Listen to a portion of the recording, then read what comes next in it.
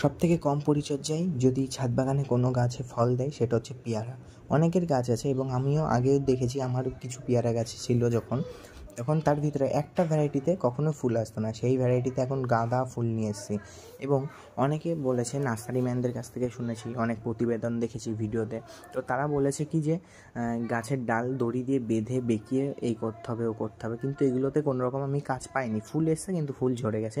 কিন্তু যখন আমি নিজে এই জিনিসটা করা শুরু করলাম, যে গাছটাকে ঝোপালো করতে শুরু করলাম এবং ফল কী করে দাঁড় করাবো সেগুলো নিয়ে যখন একটু ভাবলাম, তখন দেখলাম যে কি গাছে ফুল আসলে তখন গাছের গোড়ায় জৈব সার দিতে হবে। সেটা গোবর সার হলে সবথেকে ভালো হয়, আদার্স কোনো রকম সার ইউজ করবো না।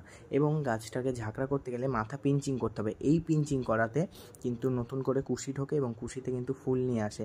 যাদের গাছে ফুল আসে না তারা এরকম করে মাথা পিঞ্চিং করে দাও এবং 4 ডালের পর থেকে গাছের ডাল কেটে দাও। নমস্কার।